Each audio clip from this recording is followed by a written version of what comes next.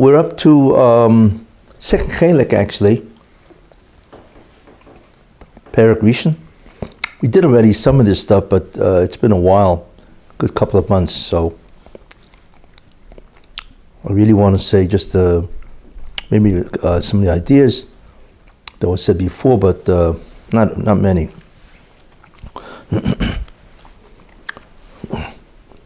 The first Chelek of the Ramchal Derech Hashem really concerned itself with the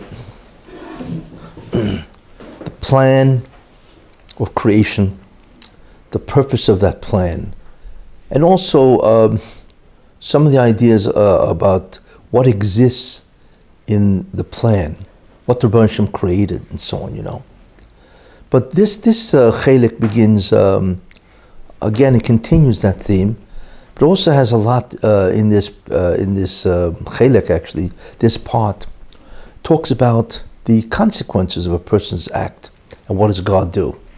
How does he react to what a person does? And the tremendous amount of actions that the Rabbi Hashem takes as a result of the acts of man. And that's really what he goes into, all kinds, whether it be good things, punishments, suffering, whatever it be. These are all actions that the Rabbi Hashem takes as a result of the actions of a person. So there's a lot of it spent on that and so on. Where the Ramchal tries to give you guidelines in terms of what determines, or how do we understand the acts of the Rabbi Hashem in consequence to a person's actions, whatever they be, and so on.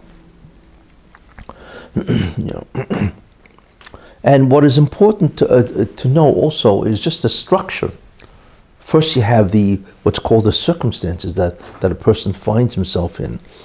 It's called the setup, the situation, or the circumstances, right? Every person born has a set of circumstances which is unique to that person.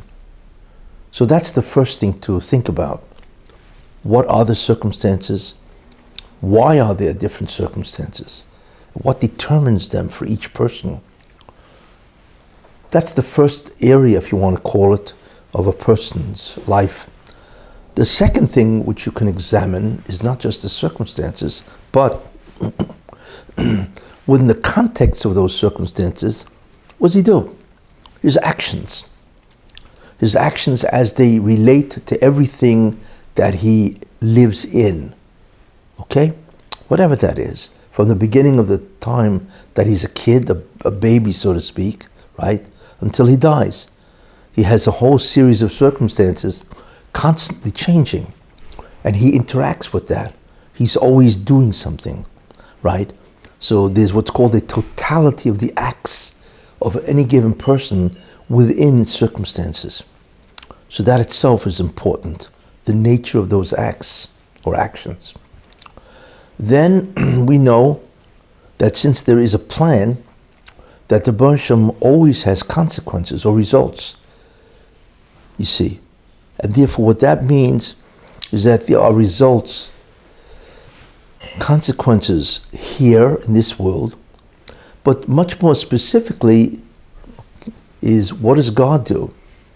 It's to what does he respond, to what doesn't he respond, why does he respond, how does he respond, and so on. What determines the nature of the response? This is called, the concept called Hashgacha.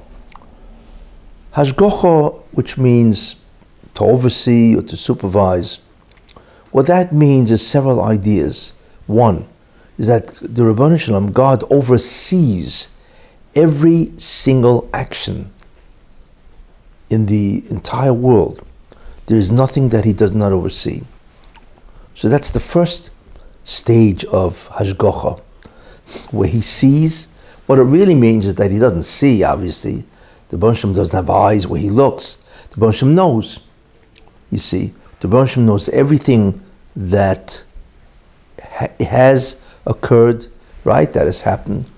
He knows it. If you remember the shir once gave a long time ago, the Rebbe Hashem knows everything, not because he sees, you see, and not because he's external to the event.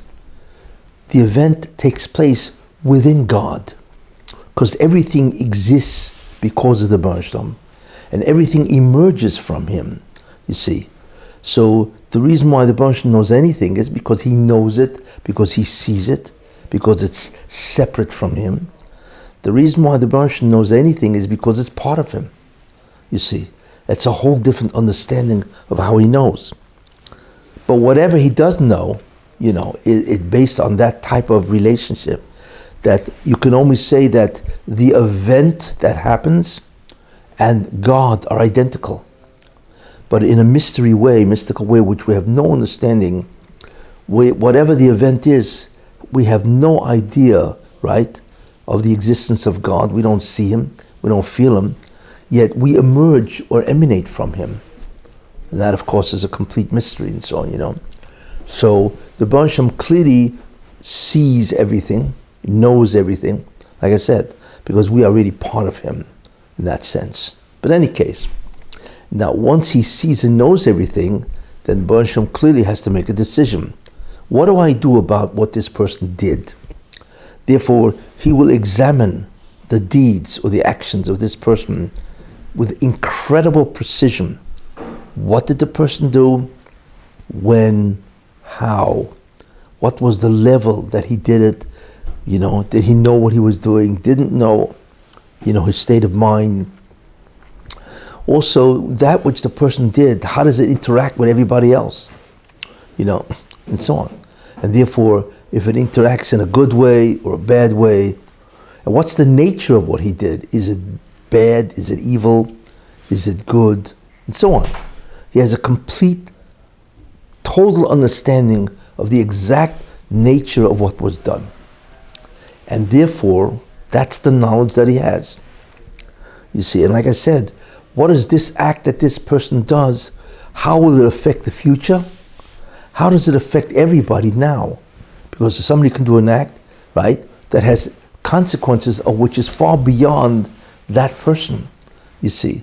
So therefore, in a short way of saying it, the Rebbe Hashem knows every single thing about that action or deed that the person does. And then what the Rebbe Hashem does is he decides. He makes a decision. Of course, all of this happens instantaneously, but the decision that God makes obviously leads to consequences, results. And that's what the Rebbe Hashem does.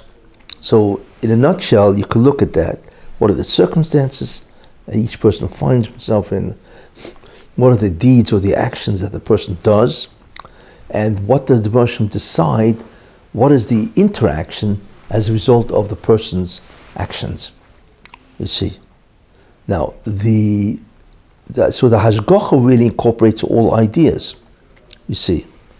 The Hashgacha, God oversees what situation you will be in, what's called the Chatchila initially, right? He will decide that. So he oversees that, and he makes sure that you're in that situation. That's part of the Hashgacha, right? That this situation that you're in, he put you there. And the Baruch Hashem, the situation has to be exact, in terms of who you are, your job, your marriage, your kids. That's a situation that people find themselves in. What yeshiva you went to, right? So on. That situation is governed completely by the Rebbe Hashem, because you must be in that particular situation in order to do what's called your tikkun, in order to complete your mission, whatever that is. This is like a prescription. When a doctor gives a person a prescription, it's an exact requirement or regimen that a person has to do in order to get well. In this case, it's an exact prescription, so to speak, of what you need to be in order to do what you need to do, your tikkun, how you're going to rectify creation. So the Baruch Hashem does that, and then of course within that situation, you do what you want, basically, you see. And then, so that's the second aspect of the supervision, is that he has to allow you to do what you want, which basically, of course, is free will. It's all Hashgacha, see? And then the third idea of the Hashgacha is that the Baruch Hashem now directs, he gives directions. Okay, what has to happen to you as a result of what you did? So all of it is Hashgacha, you see? It's all Hashgacha, which is very important. So, so it's almost like working in a factory where the boss never leaves his eyes off the worker. That's a pretty serious factory, you know? And I don't know what the workers are going to do. I don't know how happy they'll be. But it's where, and even when the boss isn't there, he's got spies, checking you out. Cameras. And cameras, exactly. Today it's all cameras, right? It's not so hard to envision these days. Yeah, that's right, I read that so many, that China has, how many did I read? 100 million cameras all over China. It's astounding. Official cameras. Official. Yeah. But the cameras are not just cameras, They can identify you. It's a constant, and they identify you, who you are. And they have found many criminals, like you're in a subway station there or whatever, right? And the camera's looking at you, and it like puts you in a box, and apparently it checks out your face. Face recognition. Face recognition, yeah. And they've arrested many people that they're looking for. And these people are probably walking around innocently and say, yeah, they're not going to see me, right? I got 100 million cameras all over the place. Used to be a novel called Big Brother, George Orwell, 1984, And this is mamash, they used to call that guy Big Brother's watching you, It's astounding the technology today allows you. So just imagine the Derech Hashem's got cameras all over the world, and he's watching everybody. It's not just that, it's social media. The what? There's a proliferation of social media and online interactions. So the only thing stopping the U.S. government from finding somebody, if they really want to, are privacy laws. Privacy laws, yeah. Not necessarily from cameras, but if they have access to that from Google and Facebook, all those information, they can find things out, a lot of things. Yeah. Because everybody's actions are somewhere recorded, And I think we, in a certain sense, we are headed for that society, they found out they were tapping into everybody's phone calls, remember that? And then everybody went crazy and so on and so forth, whatever. It's all the desire of man to have power over other people. That's what it is ultimately. And a person just cannot stop from trying to have power over somebody else. But in any case, the Derech Hashem does direct as a result of the deed that you did. And this is Hashgacha of the Derech Hashem. You see? So, as it says in Pirkei Avos, the eye watches, and the ear hears, that's the Hashgacha. Everything is, in a certain sense, known, recorded, however you want to look at it and so on, Anyway. So the Ramchal begins that everything that exists basically must further the purpose or advance the purpose of creation. There is nothing that exists that has no purpose whatsoever. No such thing, And of course, then you can answer the question, say, wait a minute, there are hundreds of billions or trillions of insects. You're going to tell me every one exists to advance the purpose? And the answer is yes. I once told you that 300,000 species of beetles. Species, not beetles. There are trillions and quadrillions of beetles and so on, You mean tell me every one is needed in order for the world to proceed? And the answer is yes. We have absolutely no understanding of any of this, why this is necessary. But this is what is, that everything has to exist to advance, and when any creature no longer is necessary or needed for the tikkun to happen, I had once said, they vanish. There's no need, and Derech Hashem takes off the protection that they have as a species and just allows them to be annihilated. You see. And by the way, that's the difference between the Hashgacha on a human and the Hashgacha on any animal, The Hashgacha of animals is, the Derech Hashem oversees all creatures, every living creature. But for what purpose? To make sure that they exist, to maintain the species. And that's what he does. So he wants to make sure that there are enough cows to give enough milk, right? And to, whatever they make out of cows. Cholent, yeah, right? And they all exist, every creature has its purpose and how it will assist man, right? And the Moshe makes sure that there are enough of them, that will provide mankind with whatever they need, and therefore he maintains the Hashgacha of the species, and that's it. That's the only thing he does for all the creatures. Man, however, is different. He's not interested in preserving man. He wants man to be oived. A person has to do something, as we, in order to get oidim haba. Okay.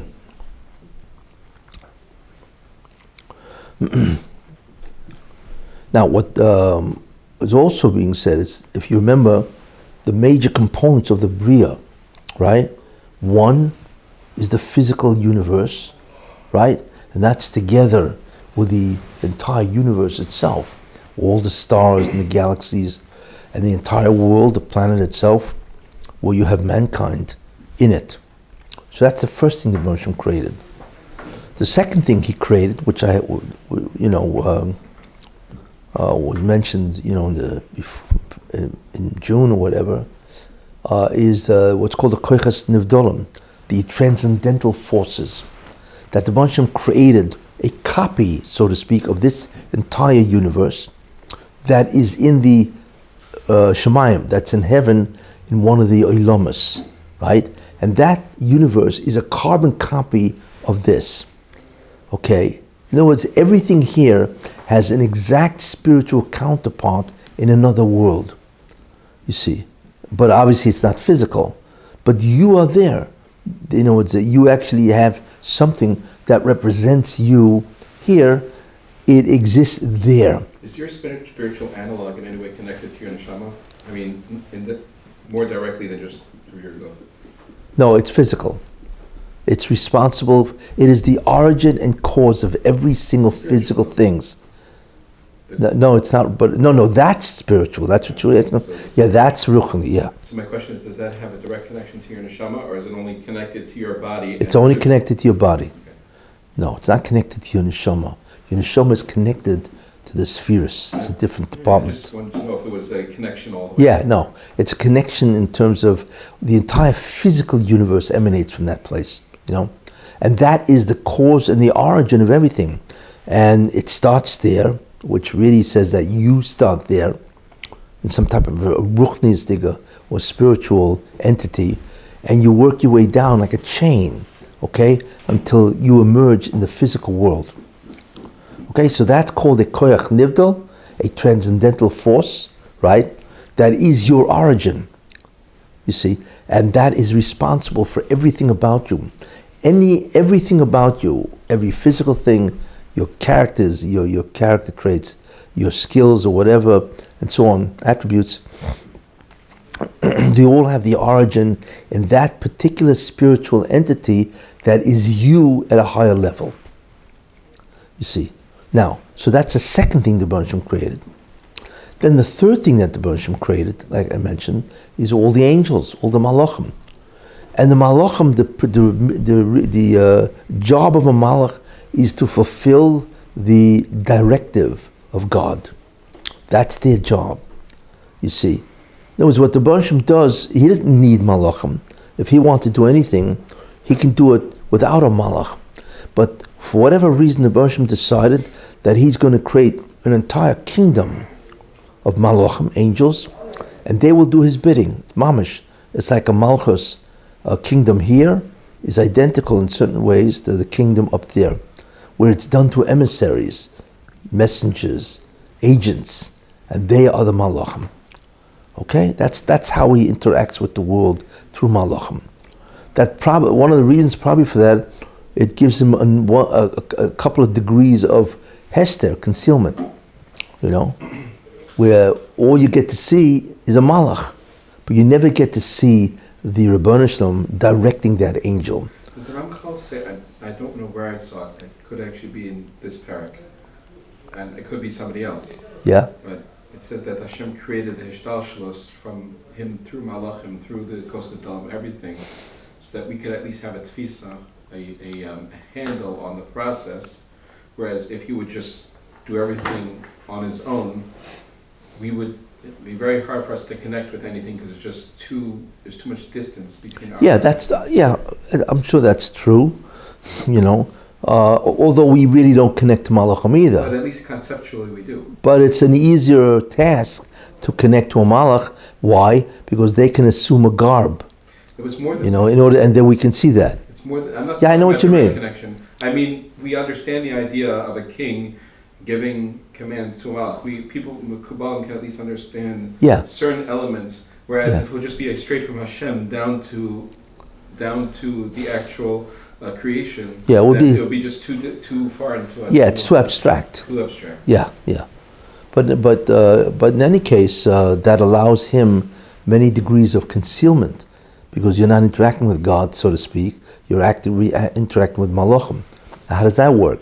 Because the Malachim at a certain level, they're the ones who manipulate the Koyach Nivdal.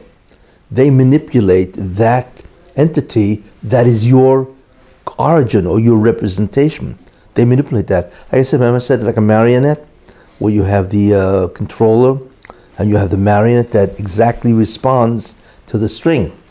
Same idea, So it's the malachim that are assigned. Each malach I had mentioned has an instruction sheet, and that's called nature, natural law. You must manipulate that koyach nivdol, that transcendental force, right? Exactly this way, consistently. You see? So that's what the malachim do. So it comes out that every koyach nivdol is controlled by a malach. Every transcendental force that is your representation, your origin in heaven, in one of the olamas, the worlds, is manipulated by a malach. And therefore, if they move you up there, you must move in conformity to the way they move there. It's an absolute control device over everything physical. And that's really how most of the world is moved. All the animals, right, they have no free will, which was mentioned in a minute, right? But they are. Every creature is acted upon by an angel manipulating his spiritual representation that represents him, that animal. You see, which I mentioned. So you have these three things, right? You have the physical body, you have the koyach nivdal, which is the origin of that physical thing, right? And then you have the angel that manipulates that particular physical body, and those are the three things, obviously. And the Rabbi Shalom is mashgiach that. You see, he oversees and makes sure that this entire apparatus, if you want to use it that way, is consistent and it's maintained. So that's part of the Hashgacha, that he maintains the bria, the existence, continuously. You see. So we're not talking about so much about, and that's really the way consequences happen. In other words, if somebody does an act and he deserves to be punished, the Moshe just sends a message to the Malach. Okay, here's what you need to do to that object, that let's call it, robotic arm, let's say, and bingo, that's what happens to the person. So if the Malach makes the person controls in such a way where the person has to fall, guess what? That person's going to fall. You see. So that's also obviously a very important part of the Hashgacha, the supervision, and that's what the Baruch Hashem does in consequence to a man's acts. But it's also the other two parts, right? You said that there was the circumstances, the actions, the consequences. Consequences, yes. So the first two parts are also manipulated by Malachim, aren't they? The what? Yes. And the action. Even if I want to do a mitzvah, if I want to do an avera, it's a malach helping me doing it. No, wait. Well, yes, but now we come to the difference. So that's all creatures, right? Because they have no free will. So they are acted upon. The movement of every creature, animal, insect, I don't care what it is, tree, right, is a result of the malach manipulating their particular representation, robotic arm, whatever. You know what I'm saying? However, man is different because man has free will, So it comes out that your actions are the result of your own movement. You determine what your movement is. You have free will. That means that a malach has to wait, you see. So what happens, obviously, what happens is, therefore, when you move, your counterpart also moves. But this time the action is being initiated here, you see. By every creature, what initiates the action of that species, whatever, right, is the malach manipulates that thing, and therefore the animal moves. But for mankind, right, a person moves, which immediately means that that which represents you, your koyach nivel, will move. It will move in response to your actions. You see, not because of any malachim. So therefore, the movement of that koyach nivdol is a consequence of your act. You initiate the act. That's called free will. And therefore, that's very different. Then, of course, the Banshim will send some type of directive to the malach, and that malach will move you, which is the result or the consequence of your deed. See? So a person really, because he has free will, you see, will move the actual transcendental force himself.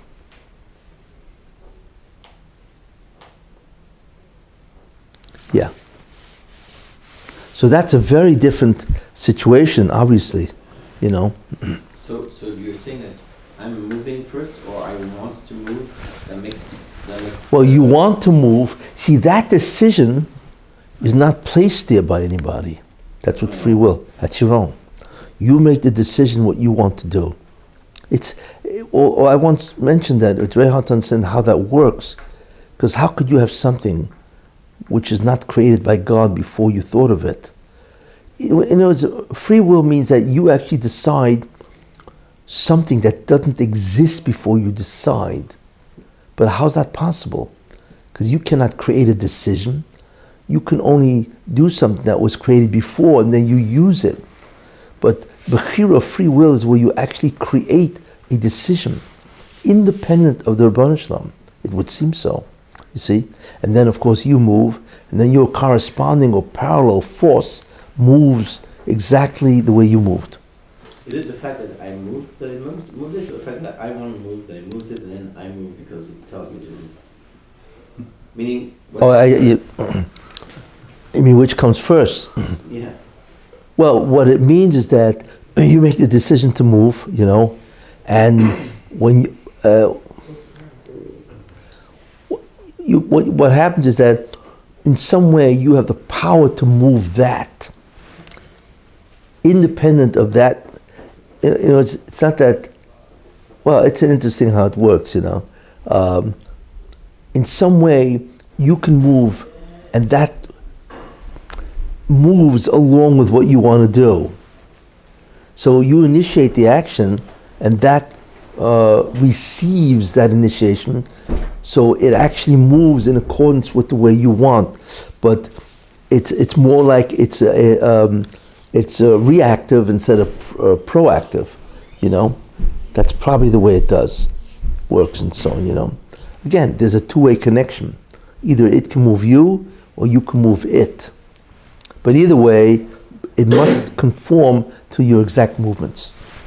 You see. Yeah. So that's what the Bansham does, Notice everything else is acted upon. All creatures are acted upon. But, in terms of man, since he has free will, he's not acted upon when he has free will. He actually can move the transcendental forces. What is interesting, obviously, is that a person, like I once mentioned, doesn't have complete free will. There are many things that he's forced to do. So in that case, the malach moves the force that moves you. For instance, if a person has to be punished, so Bansham wants something to happen, right? So in that sense, he won't have free will. Then it works the same way by every animal, where the malach will move the force, and that will move you to be involved in a situation where you get punished. What was that? Yeah, sure. Yeah. He had no will, he had no free will. It was all based on the Bershom, because the Darshan, Yehuda said, Sot mimeni, she's more righteous, she's more righteous than I am.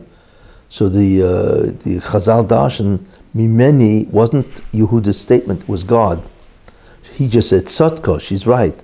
And then a Basko came out and said, mimeni, right? Mimeni means from me, where the Bershom said, this is from me, I took away your Bechira, you see, and so on,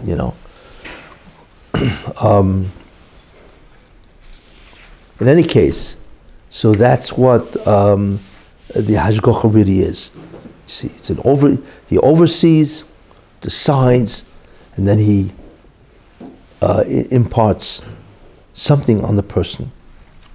So therefore what comes out is that every single deed that a person does must have a consequence. Why? Because every deed he does in some way relates to good or bad. You see. Even that which is neutral in some sense can be good or bad. In other words, does it assist him in doing the mitzvahs or in some way allows him to do a sin? Even though it looks innocuous. You know what I'm saying? So let's say a guy wants to take a break, right? So he wants to take a break. Let's say he's doing something. Let's say he's learning Torah, right? And he just has to take a break to relax his mind. So all of a sudden he just, goes into bed or whatever, and just listens to some niggin music, whatever the guy does, right? So that's neutral. You're not doing anything. But since he's doing it for a mitzvah, to take a rest before he goes back and learns Torah, therefore that is considered a mitzvah. So it comes out that even neutral things, really, in many ways, can be connected to good or bad.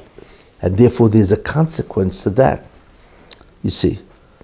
So in the end, there's no such thing as something which is neutral. Because it can always be identified or related in some way to something which will help you do the tikkun or something which will not help you. And even not help you, like why aren't you, there's 6 mitzvahs which are tamidius. They're constant. You see? One is to believe in God, to fear God, to love God, whatever. There's 6 mitzvahs tamidius, So when you're relaxing, why aren't you doing one of the 6 mitzvahs? You see? Why aren't you thinking about the Rabbi Shalom in whatever way? You see? So therefore, you're not doing anything in those 6 mitzvahs can be considered, well, you're not doing a mitzvah, so therefore, that's a negative. It's hard to imagine that whether something is positive or negative, even though it doesn't look positive or negative, can be so significant as to itself be positive or negative. Like I say, like think about it, Moshe Rabbeinu, I would think that Moshe Rabbeinu's every second of his life, he was doing a mitzvah, even if he wasn't doing a mitzvah. Because every second of his life, he was thinking about the Rebbe Shalom. A man who's completely connected to Rebbe Shalom, Dveikus, is always thinking about God. Does he ever stop? Moshe Rabbeinu was the biggest tzaddik ever. Well, he was the biggest Navi.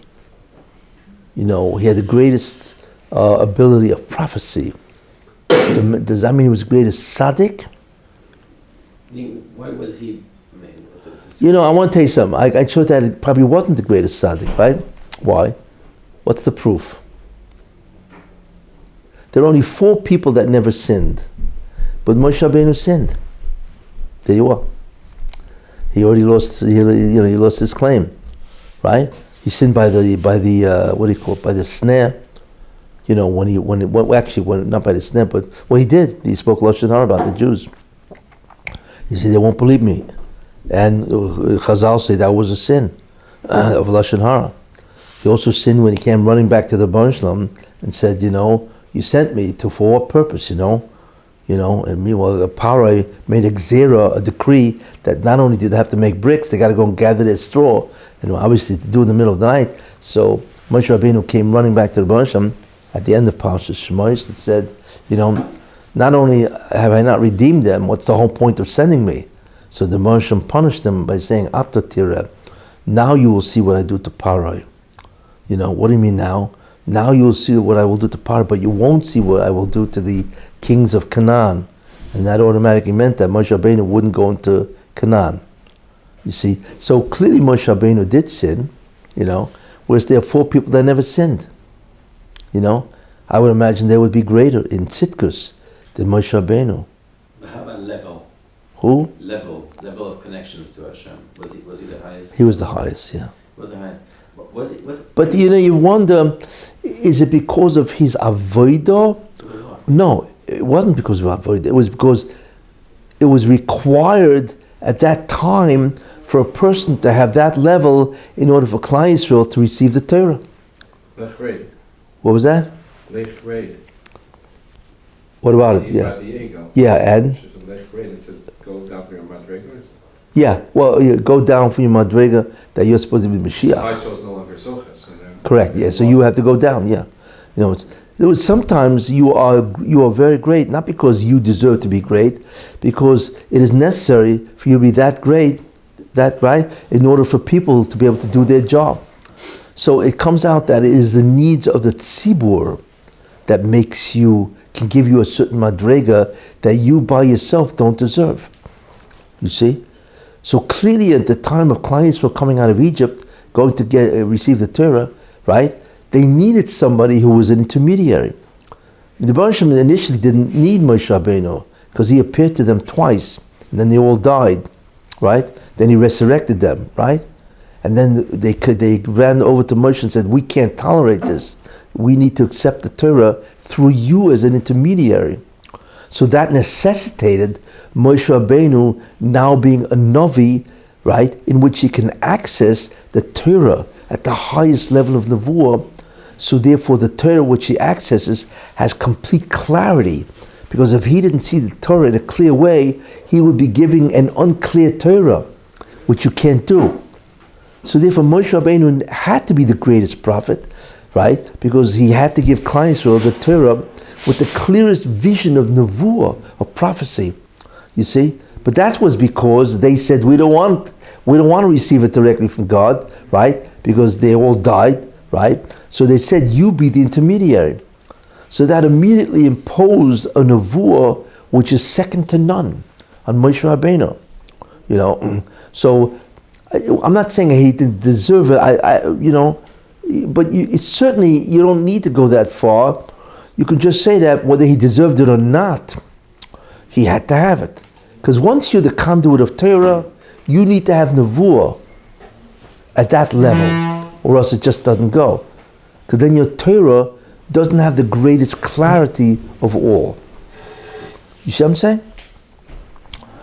So therefore, that's what happened, So in that sense, he certainly was the greatest, but, because he had to be the greatest. Well, he also had the greatest love of Hashem. Again, he was the greatest onuf. That's what the Torah testifies to, right? That we know because the Torah says he was the greatest humble person that ever lived. But it doesn't say he loved the God the most, right? Well, it doesn't say that. No, it's not. What? Why he says no, it's not. He said no, it's not because he didn't want to disappoint Hashem later on when he's going to get the job. I don't know what you're saying. He said no, I don't want the job. He held off the Rebbe for a week. Yes, because he didn't want to disappoint him later because of his Ahavas Hashem. Because of his what? Ahavas, the love. Yeah, I once said, yeah. But what are you trying to bring out? That he had a great love of Hashem. No, that's not a question. Your question was that he had the greatest love of all. Right. Of every human that ever lived, every Jew that ever lived. Mm-hmm. It doesn't say anything like that, But it does say that he was the most humble man. Fine. You know. I would imagine if somebody is the greatest humble man, that he probably had the greatest fear of God. Usually go hand in hand, you know. Somebody who had that type of humility, right? Then he had the greatest awareness of who God is. Because humility comes from an understanding of who the Rebbe Shem really is. And that he clearly had. No man ever understood God the way Moshe Rabbeinu did. Nobody. So as it says, face to face, you know, and so on.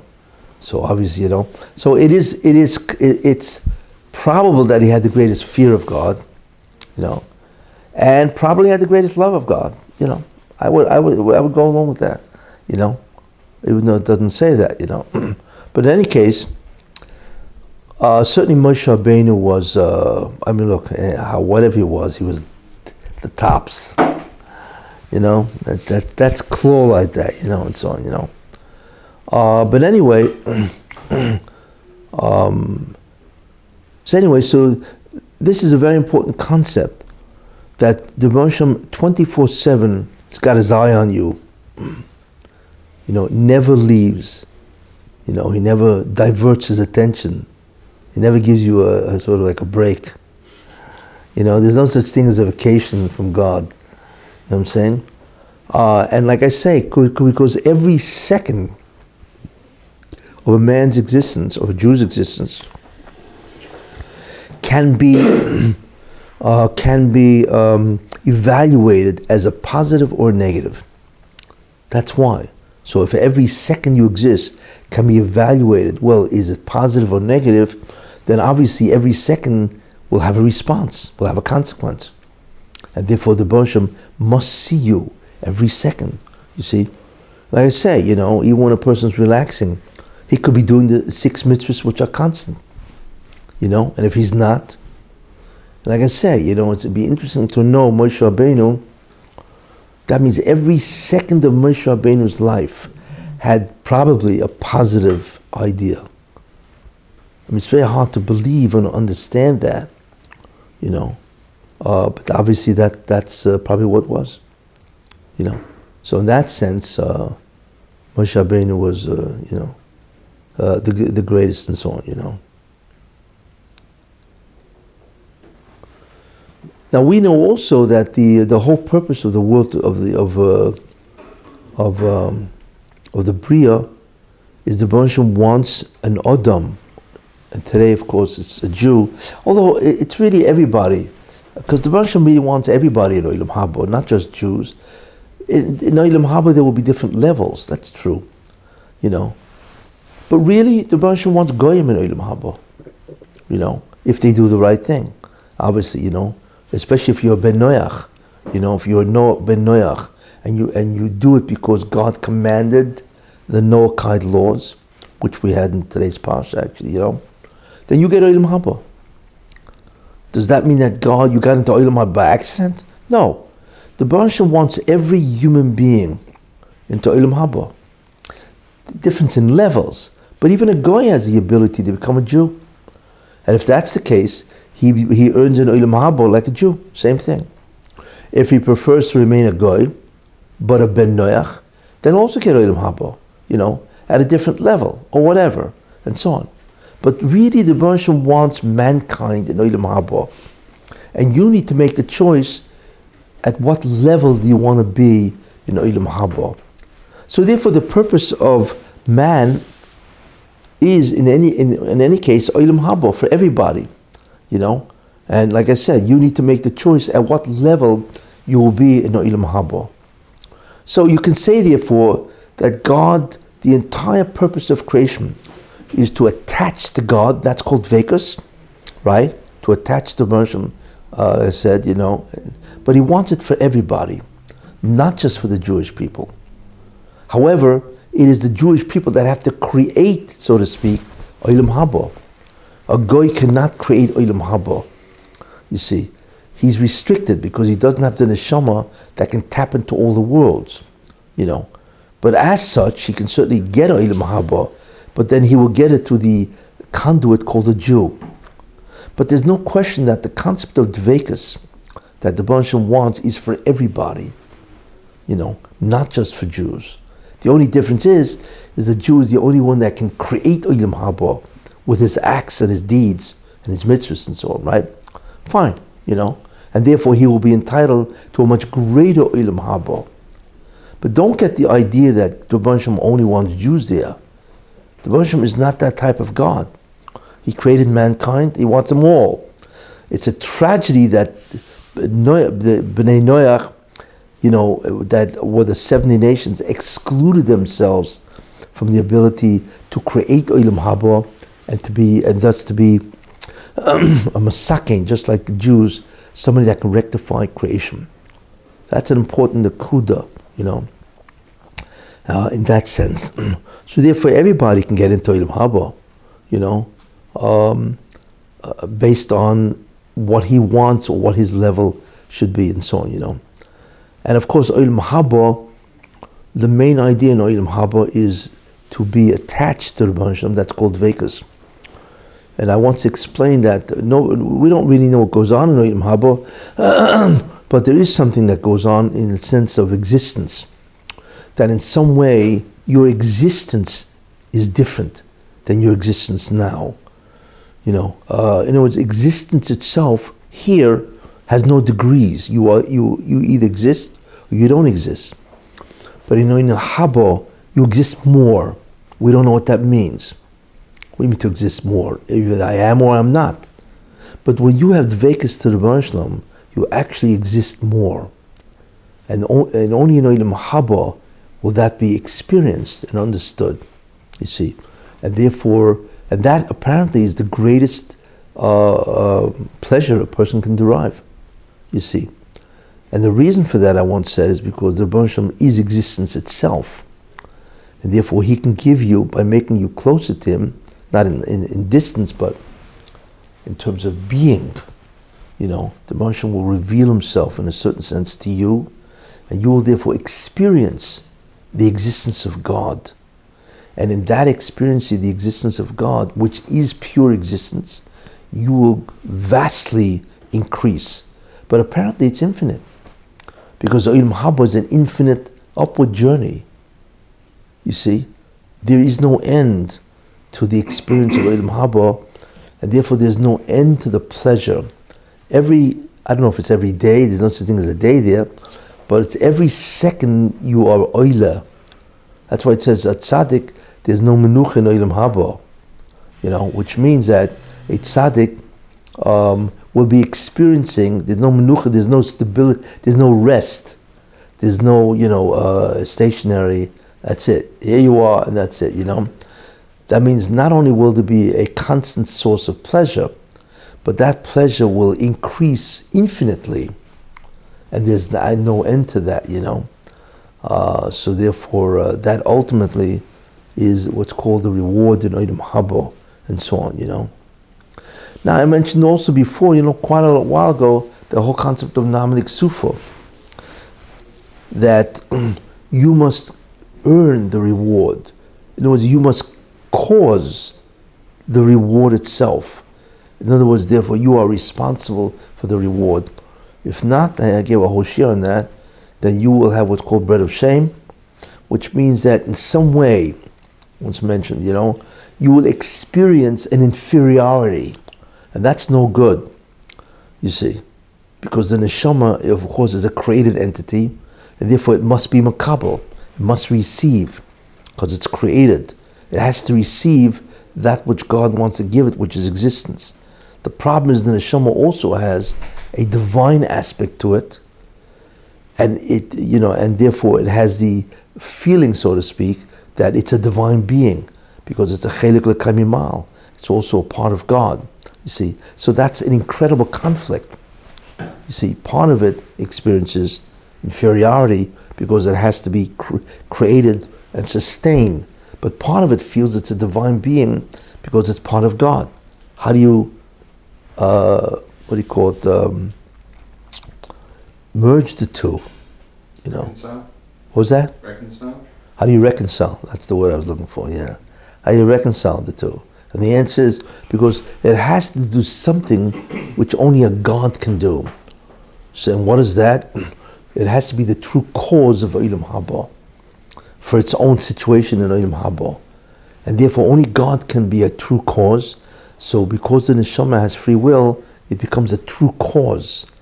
And that fact that it becomes a true cause for its status in Olam Haba is an incredible divine-like action, and therefore it doesn't feel inferior, even though the whole Olam Haba, it's being fed existence, you see. But the fact that it now, determined its status in the future world, that itself means that it no longer experiences the inferiority, even though it's still being fed, so to speak, the ability to exist. So that's critical. The whole concept of Namadik Sufa, bread of shame, is the reason why, obviously, there is a world. So here we can work and do that. That's why there's an Olam Hazeh. That's why there's a present day world, so it can create or cause whatever state it is in Olam Haba. And as a result of that, it no longer feels the shame of being a created entity, you see. So that's also, a very important idea. So this really prepares the neshama. In other words, without Olam Hazeh, there wouldn't be an Olam Haba. First of all, the Jews created, And the second thing, could you imagine being in an Olam Haba and existing in a state of bread of shame for eternity? It'd be the worst torture, So therefore, the Baruch Hashem doesn't want that, and obviously, as a result of that, he has to create an Olam Hazeh. You see, yeah. So this really brings us to the whole idea of what the Rabbi Hashem did, the fact that he has a Hashgacha to the entire world, and so on, oversees and directs the entire world, because you must, and that's why, because you must earn your place in the future world, and therefore, God has to look at what you did. Did you in fact create Olam Haba, or did you create nothing? You see? So clearly the concept of evaluation of a person comes into existence because you need to do a job. Now that I need to do a job, that job has to be evaluated, right? And that's the whole reason for judgment. It's nothing more than ultimately an evaluation. Did you or did you not create your own Olam Haba, your own future world? That is the question, you see. And therefore, there's a judgment. And that's the only reason why there's a judgment. The judgment or the evaluation is on what? On what you have to do. And since you need to do what? You need to create your own Olam Haba. Well, there you are. That has to be judged. You see? Or else without that, there is no judgment. There would be no din, no judgment, justice, nothing. If you didn't have a task, why would there be a judgment? You see, it's only because you were given a task because of the bread of shame that you need to feel that you are doing something divine. Therefore, that necessitates a judgment, an evaluation, which therefore necessitates a supervision. You see? So therefore, the supervision of God is because He gave you a task, and in many ways, the consequences of that is a result of the evaluation of what you did. Very important idea. See, and that's what Ramchal also says, okay? And now what we're going to go into, when God evaluates, what happens? You see, what happens? What is the evaluation? And what happens? But I just will say one thing, which is very important, is that the Rebbe wants two things in Olam Haba. One, he wants an individual in Olam Haba. And the second thing he wants is a community in Olam Haba. God wants a community of some sort in Olam Haba. Therefore, the Hashgacha is going to be split down the middle. There's a Hashgacha in terms of an individual, and there's a Hashgacha in terms of a society, a whole nation. So He doesn't, it's not just that he's judging you based on your contribution to society now. He also wants you to be part of some greater society in Olam Haba? Yeah. Well, like I said, you will be judged based on you'll be judged or evaluated based on your own acts, right? but then you will be judged also in terms of what you do for society. I'm saying, will And he that also, Mayim what was that? be society, my question is, will it be a real society in Olam Haba of some sort, Yes, whatever it is? yeah. Because he doesn't want an individual, he wants to rob him. You know, imagine there's one guy in Olam Haba. You know, the guys are going to look around and say, hey, it's pretty lonely up here. You know what I'm saying? I'm the only guy, not only I'm the only guy for all eternity. You know, it's incredibly lonely up here. You know? Is there some sort of chazal that says that that each person has its own olam? But still, you know, you'll interact with everybody. In other words, you're not going to see their reward, because that reward, in certain sense, probably is internal. You don't know what the guys experience. Look, two guys sit down in a restaurant, right? You know, and they have the same dish, but the experience of that food or that dish is different for both people. You know what I'm saying? Now, how do you evaluate that? You don't. You can try to look at his face and see his smile. You know what I'm saying? I mean, you can't evaluate. You know, two guys are eating, let's say, a steak dinner, right? And one guy's going absolutely crazy, but he's just eating it. You don't know, and he's feeling this unbelievable pleasure, right? The other guy, okay, not bad. You know, it's a piece of meat, big deal. You know, so how do you know the difference? You don't. You know. Yeah. So the same thing in Olam Haba. You know. You don't necessarily know what the guy's experiencing and so on, but the guy is experiencing whatever he is. But anyway, in that sense, is that what we find about stories regarding Gan Eden, where people interact in Gan Eden, or we? Yeah, that's right. There's an interaction. It's called the Olam HaNeshamas. You know, there are souls there, and there's a whole society, whatever they're going on there. You know, yeshiva. I mean, whatever, they're learning Torah and so on and so forth. You know, I mean, obviously it's more than just learning Torah. You know, we don't have an idea what they're experiencing and so on, you know. But it's a society, you know. So what I'm saying now is that the Moshe wants two things. He wants individuals and he wants a society. He wants a whole group, nation, whatever, in the Olam Haba. And therefore, his direction, his oversight and his Hashgacha, right, his supervision is going to manifest itself in different ways with with the society as opposed to the individual. So that we'll go into next week, you know. Any questions? Okay. I was wondering I was talking with my friend, Maria. Yeah. In the past few years, some people have become immensely rich.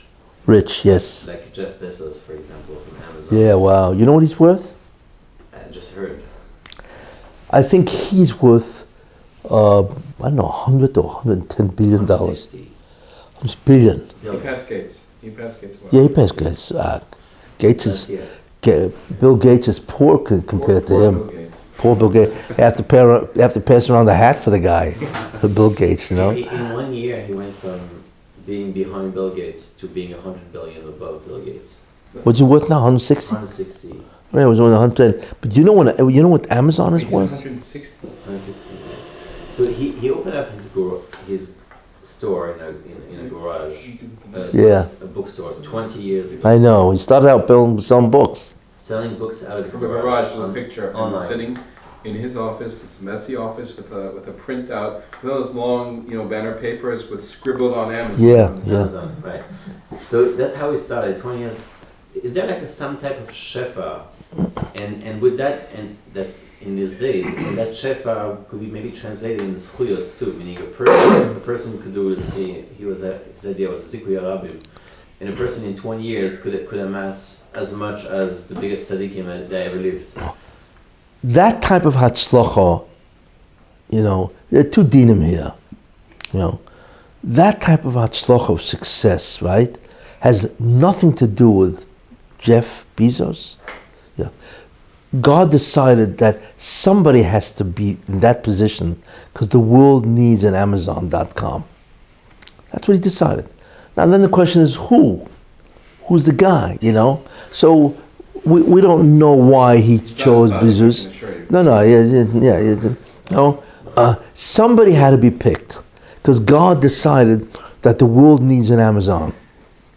Right? And nothing to do with Bezos. For Olam Haba, we need the Amazon. What? For Olam Haba, we need the Amazon Fresh. We need Amazon. Yeah.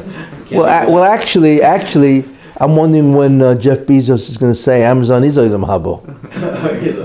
It's got everything you need, right? I mean, listen, it's just, yeah, it's maybe part of Amazon is because God has to show you, what's Olam Haba going to look like, where everything is available, but you have to have some type of, you have to have some type of a model to look at. Oh, now I know what Olam Haba is.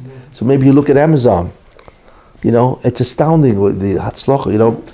That's why you have an Amazon, not because of Jeff Bezos, but for whatever reason, God decided He's going to be the guy that will bring Amazon into existence, and I will give him the shefa, the incredible success that he needs.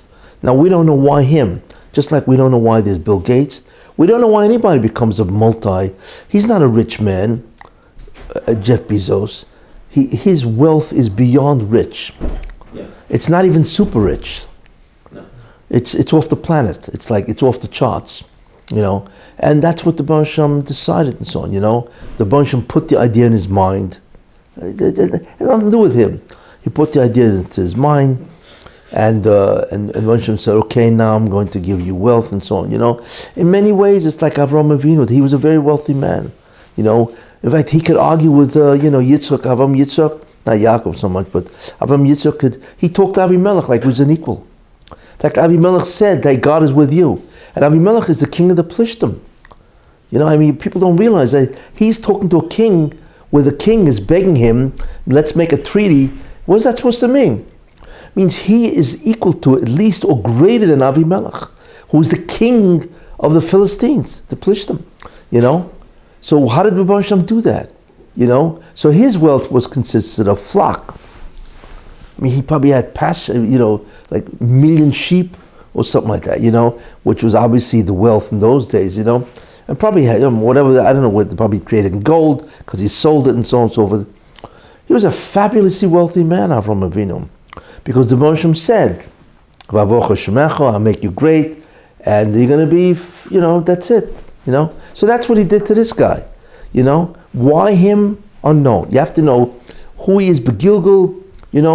Maybe he was 300 years ago. He was a reincarnation. Maybe he was a goy then, and he did tremendous chesed for Jews. You know what I'm saying? Or even if he did tremendous chesed to goyim, it's also important to help other people. We don't know, and so on. But for whatever reason, he got chosen. The question, what does he have to do with that wealth, is a different story. That's a different story. Is he going to use that wealth purely for his own greed, or just to become wealthier? Or is he going to try to do something in terms of helping people? Bill Gates gives a lot of money. He's got a whole, and he's convinced other billionaires. Foundation, yeah, which is it's a mitzvah to help people. Huge. And so I don't know if Jeff Bezos is part of that. That I don't know, But for his sake, I hope he is, or else, because listen, the guy's going to drop dead someday, and he had nothing. What does he have from all this? Can't take it with him, But if he does mitzvahs with it, it'd be fabulous, If I ever spoke to Jeff Bezos, how likely, And he asked me, Rabbi, what do you think I should do with all this money? Right? So I would say, the first thing you have to think about is your future after you're dead. There is a future, right? And if you want the greatest bang for the buck, as they say in English, right, then help the Jews. You have no idea of the reward. And help the Jews means in terms of chesed, right? In terms of helping Torah, help, whatever it is, help the Jews. You have no idea what that means to God and what you will reap in the future world. That's what I would tell the guy, But there's a problem, because I don't know if he's zoicha for that. He probably doesn't merit to even do that. That people don't understand. To give that kind of money to the Jews, imagine, he can give every year, he can give $500 million. I think I would support every yeshiva on the planet, right? Is it $500 million? Right? What? He wouldn't notice it. No, he wouldn't notice it. How could he possibly know, you know? He could do that for years, you know. But he's probably not zoicha, because the reward of that is infinite. And he's not worthy of that reward. But at some level, I'm sure he can. But if he asks me, give money to the Jews, because they are your ticket to Ilam Habo, you know, and so on. But I don't think he's going to ask me. But anyway, in fact, that's what they all should do. It's a tragedy when you have Jewish billionaires that give their money to everything but the Jewish people. And there are a lot of guys. You know, I forgot his name. Once read some guy. It was also, I don't know if you know, it was worth hundreds of millions of dollars, you know.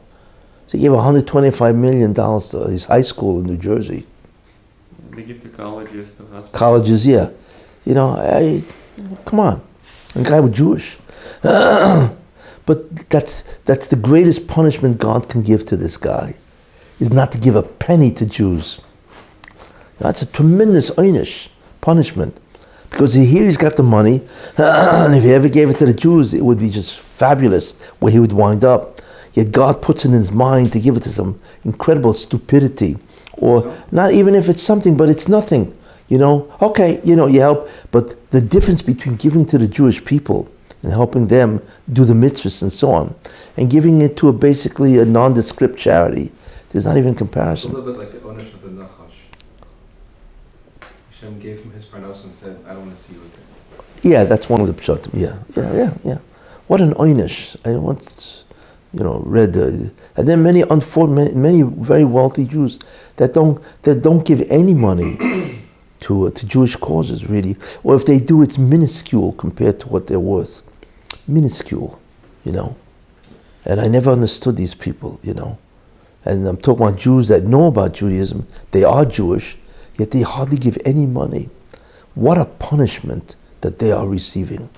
And then when they die and they realize the truth, you can't believe what's called the charata, the regret that they will have. But it's too late. Now the money's gone to somebody else, and you don't have a thing. You can't do it anyway, you know. But listen, that's all part of the Hashgacha. God looks at this guy and he says, you know, you don't deserve that type of mitzvah. So I'm going to make sure, you know, you're going to give it to your cats. You know, there are people, I think there were people that lived with 100 cats. I think it was a woman, something like that. She had 100 cats, and she bequeathed $10 million to her cats. I don't know what the law said. I don't think they said, you know, whatever. It's absurd, you know. It's a sick woman, crazy woman. What are you giving the cats for? I mean, it shows how sick it is, you know. But that's an incredible punishment. That the Moshe said, you're only worthy to give it to cats. Now, don't get me wrong. You remove Tsar Baalei Chayim. That's true. You know, you remove. You know, it's a chesed to treat your animal in the right way, you know, to feed them and so on. But come on, it's about the lowest level you can get. I think the cruelty to animal organizations would probably disagree with me, right? Probably, and say, "What do you mean?" It's like, you know, forget about it. This is like cruelty to animals is more important than avoiding cruelty to people. Yes, of course, you know. But that's all part of the Hashgacha, which we'll read in the Sefer, you know. When God decides to give something, what does he base it on, you know? And so on, you know.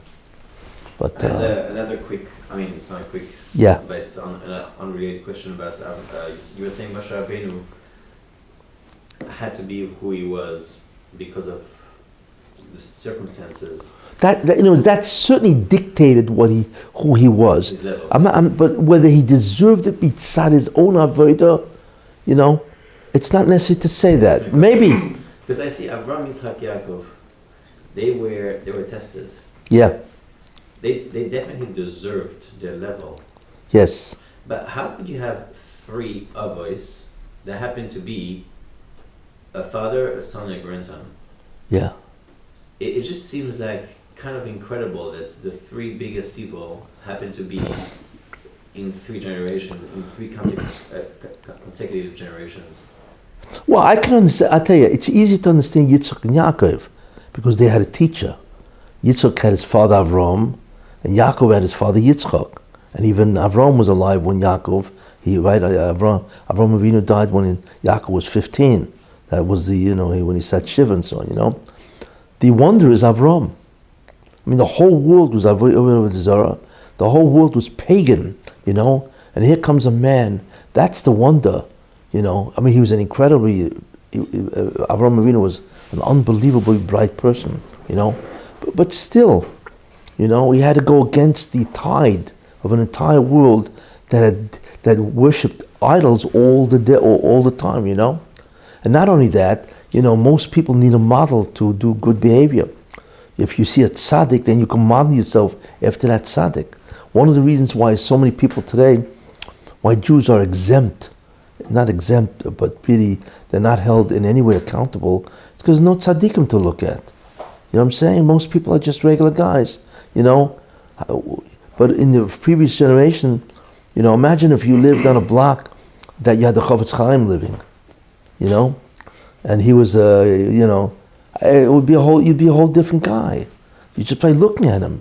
The inspiration you would get by looking at the Chofetz Chaim, or any of the incredible tzaddikim and so on. So he asked me how Terach was zocheh to have Avram. Because at the end of the day, Terach had Avram. And not only that, what Avram did for Terach is incredible. Right. Terach is sitting high because he had Avram Avinu, but it's not just Avram Avinu. Can we imagine the reward of Terach? Which is something most people do, which is good that you bring it up, Because Terach not only is elevated by Avram, but Avram, Yitzchak, Yaakov, Moshe, the whole Klal Yisrael all started from Terach. Could you imagine where this man is? So what I was thinking is that there's a family, when I was growing up, there's a family my parents knew. Yeah. Well, they knew one of the members of the family, and they were Goyish. We knew this one ger, and that whole family, all of the children became ger, every single one of them. Because of this man. Parents, there's just a family. So every single one of the children became gerim, like religious gerim, and the parents were all on board. They themselves weren't megayer, but they were happy with it. Okay. They were happy with it. Yeah. So I mentioned it to Rosh Kol and Eretz Yisrael, and he said there must have been something special going on in that family. Yes, no question about that. It could be that even if Terach was an Avodah Zarah, but there must have been. It could be there was something there. Yeah. That caused a difference. Yes. Why was Terach zoche to have Avram Avinu? Yeah. Oh yeah, it must be something. Even though he was a machti. Yeah. He had a store, an Avodah Zarah store. Yeah. He was a machti. Correct. That was a chote. But still, there must have been something going on. Correct. No question about that. That's why I say, and I have to end with this. That's why I say, if you want to do a mitzvah, great. But the greatest mitzvah to do, Zikuy Harab. Do something that will benefit the multitude. Because then you get a reward for every person, their kids, anybody that they influence, which will go on until the Mashiach comes. That's the best thing to do, It's like Amazon. None of those stores. The what? Every store that sells, he makes money. Yeah, exactly. Yeah, that's right. So that's always the best mitzvah. Always try to do something that influences not one person, although one person is very great to do that. But to influence 10 Jews, 100, thousands of Jews. It's priceless. Because every Jew that's influenced, you collect. You get a schus for that. That's what you have to grab. I mean, you think of some people who had that, like Rashi. You imagine the reward of Rashi, because everybody learns Rashi, through the Gemara, and sometimes you think about that, especially Rashi, because he's like, he's like one of the most, or Rav Ashi, not Rashi, Rav Ashi. He wrote the Gemara. So every Jew who learns Gemara is Rav Ashi put it together, or Rebbe. And these people are infinitely greater than Jeff Bezos in terms of the amount of money, so to speak, schus they have. Who? Like a Rothschild. Yeah. Or I influenced Michael Rothschild to open up his thing, so who knows what I got, right? But anyway, yeah, oh yeah, it's incredible. Like Rosh is here in April? No, he's a Muncie, but he's, you know, it's, you know, yeah, Wow. yeah. But you have to remember, you know, I've given my Lashon Hashir to over 40,000 people. Yeah. So it's not just, you know, I got my own stuff, you know, whatever, you know. But, yeah, so it's always the best thing to do for Zikri Rabbi. It really is, you know, because that's the greatest payoff of all, you know. So, you know. But in any case, okay, so we'll continue about the whole concept of Hashgacha next week, you know. Okay. Previously, you said that Yetzer HaTov is not an angel, that it's a neshama of the person. Yeah, yeah. Rambam in Moreh Nevuchim says that Yetzer HaTov is an angel, that when Gemara says that there is two angels following the person, you know, one on the left, one on the right, that one is the Yetzer HaTov angel and the other one is the Hara angel. Yeah. Like, Well, the Ramchal clearly indicates that it's not a malach, you know. It's the neshama. It goes to the sickly, but you know that the neshama itself. Ramchal never mentions Yetzer Tov. I mean, in the sense of an angel. It's always the person himself is the Yetzer Tov. The neshama doesn't need a Yetzer Tov, you know. It doesn't need a Yetzer Hara, because the Yetzer Hara is beyond what it is, you know. But anyway. it's from outside. Yeah, sure, you know.